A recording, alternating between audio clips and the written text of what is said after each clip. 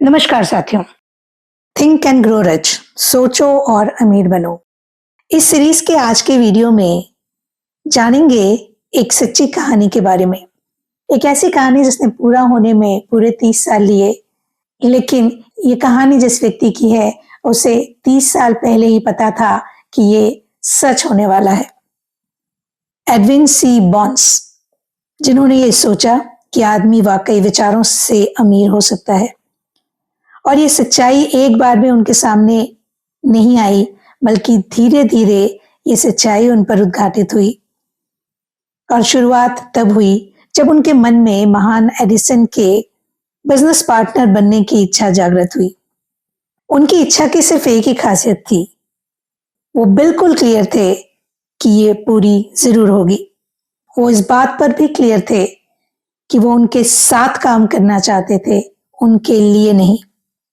इस कहानी को बहुत ध्यान से सुने, पढ़ें, देखें, ताकि पता चले कि कैसे उन्होंने इस इच्छा को एक वास्तविकता में बदला।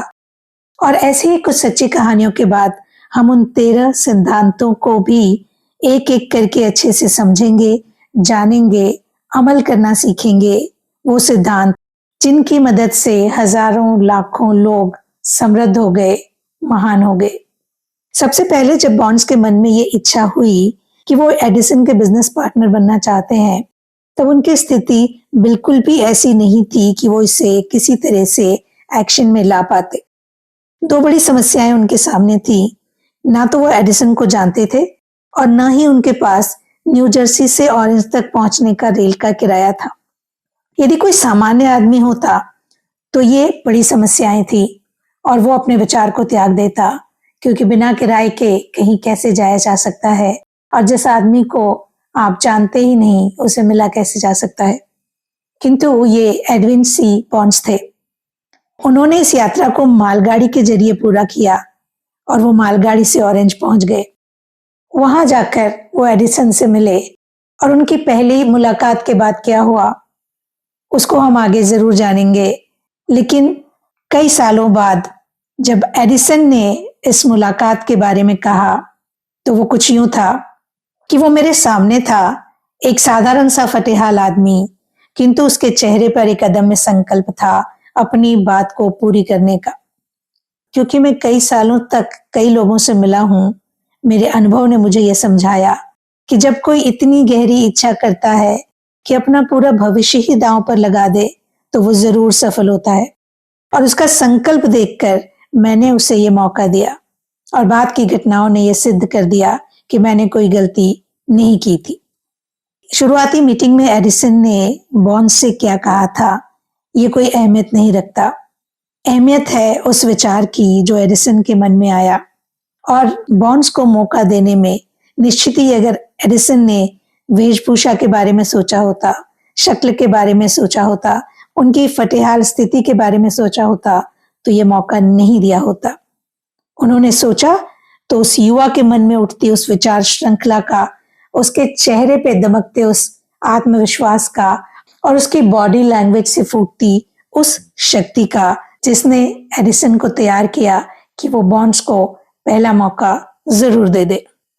पहले इंटरव्यू के बाद बॉन्ड्स को एक मामूली भत्ते पर एडिसन के ऑफिस में काम मिल गया।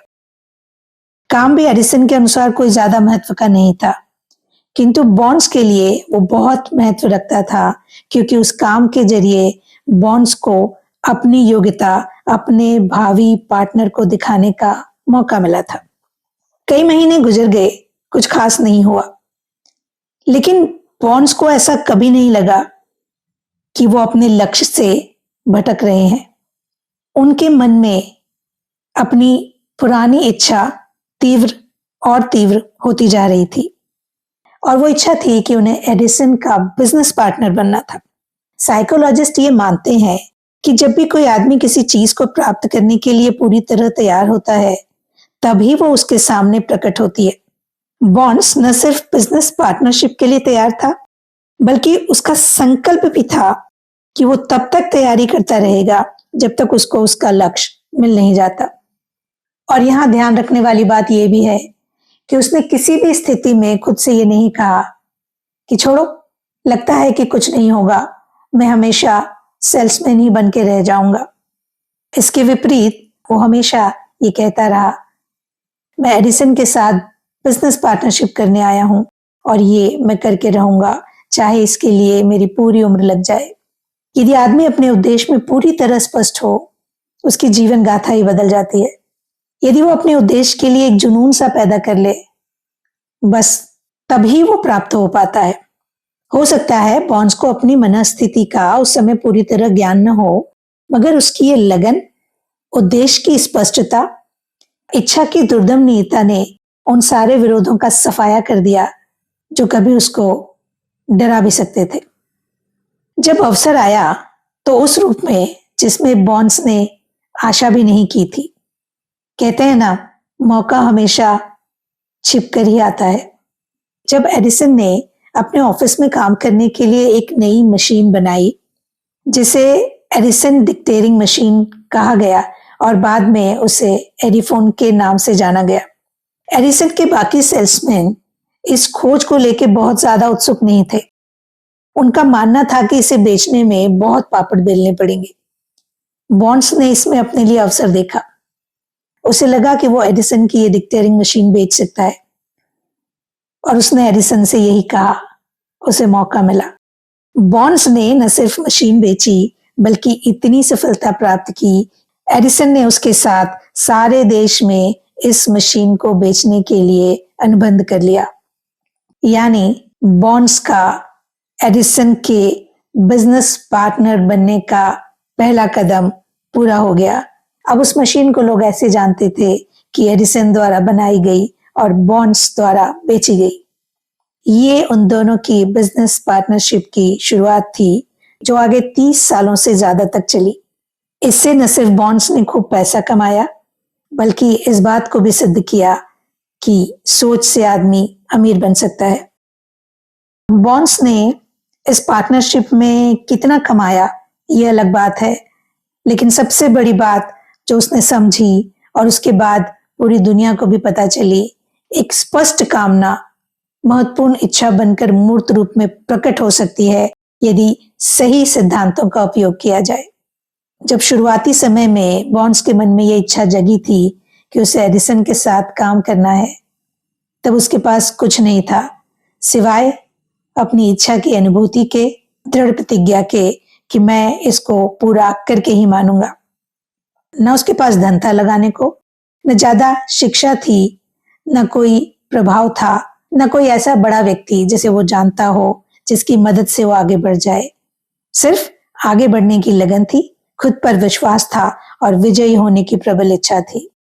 इन 3 बड़े हथियारों से वो संसार के सर्वाधिक महान अन्वेषण के साथ जुड़ने वाला नंबर 1 आदमी बन गया।